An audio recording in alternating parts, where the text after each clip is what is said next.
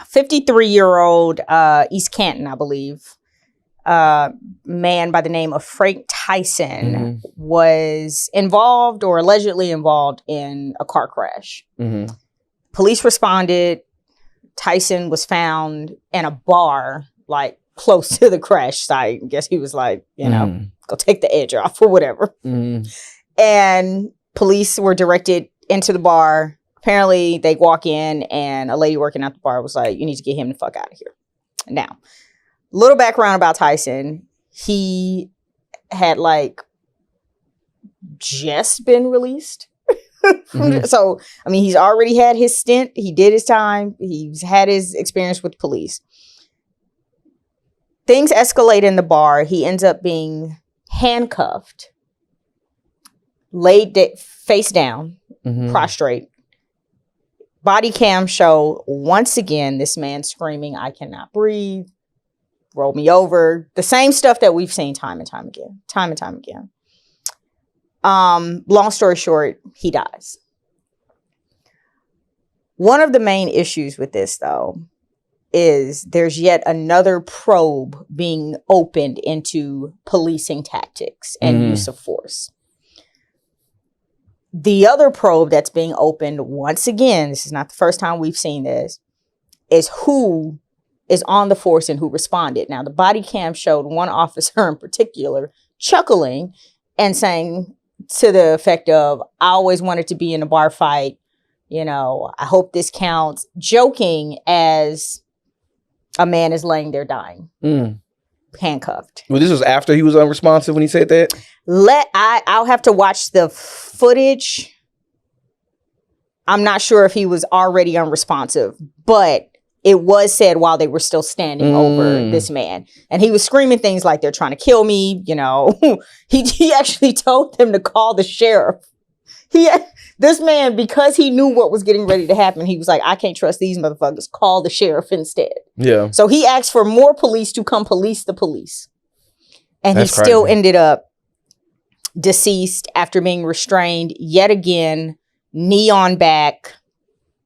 It's the same thing, and it keeps happening, and we keep opening up investigation as to policing tactics and use of force.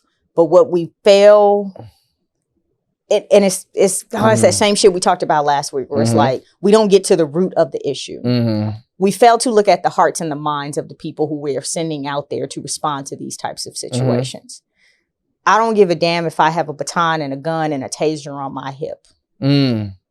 There is something that's already innately in me that cares and empathizes for people. And so that's not the first thing that I'm going to reach for. If you have people that lack empathy, that lack the ability to see this man as a human being, I don't care how much training you give that person, they're going to respond in a certain way. And so yet again, another life loss. I'll say this. When I saw I was in Ohio, I want something to be very clear about me. I will never ever forgive Ohio for what they did to Tamir Rice. I'll never forgive. I'll never forgive them. And don't get me wrong, I know some good people, good brothers who are from Ohio. So this is not a slight against people who are from there at all. It's not a slight to them at all. But what it is, it just goes to show that there are some states that are just constantly in the news for shit like this. Yeah. The video when I watched the video, it showed the police officer with his knee in his back, not on his neck, but in his back. And you can definitely hear the man saying that they are trying to kill me. I can't breathe. I guess it's more like, kind of to your point, how many more times does this have to happen before we realize that police officers need to learn? Well, I guess the thing is, it ain't so much that they need to learn it, because everyone knows that you can be better at your job. Yeah. You can figure out new ways, but do you want to learn better? Do you want to do better? Sheriffs, people who are in those positions, do you want your police officers to respond better? No. What are you all doing to find out more so the ethos of your officers? Because again, you can have all the training, all the guns, all the shit in the world, but if in their minds, violence is is their first Mhm. and last point of response, then what do you have? Yeah. A bunch of people with guns, with positions, who insist on using violent ways to subdue people. Mhm. And thing about it is, like I said, when you have, I can see a scuffle happening between a one-on-one situation. I can see a scuffle happening. I'm telling you to go somewhere, you don't want to go. Mhm. We wrestling, whatever. But when you have multiple officers with you, in my mind, that is a situation in which lethal force should be the least likely thing to happen. Mhm. You have enough people to literally grab one arm, grab the other arm, Right. and we can just stand there. Right. I don't have to necessarily beat the shit out of you. I can just hold you.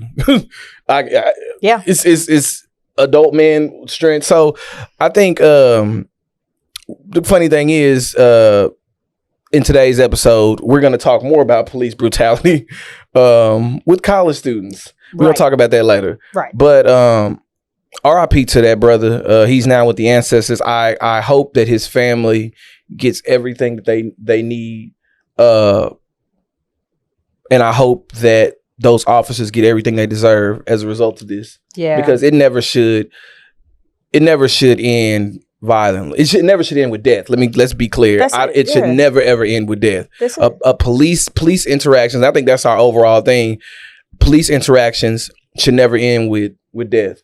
Yeah, I'm not saying that police cannot protect themselves, that they don't have the right to go home at the end of the day, which is always their argument, that I'm just trying to make it home, and that's great. But you have to remember, like, the same way that me and Gabe read and study and do our due diligence to do this show, because this is something that we take seriously as a profession, you went into the profession of policing, meaning that even in a situation where I would be freaking the fuck out, you should be the best of us, because it is your profession. It is what you said that you did to protect and to serve. So the fact that so many people die on the watches of the folks who are supposed to be the calmest and the most secure and the most able to de-escalate situations is just insane to me. And it goes to show that it is not about your training. It's not about how many hours you put into a classroom. It is about the hearts and minds of the people who we are giving badges and guns and fucking tasers and batons to.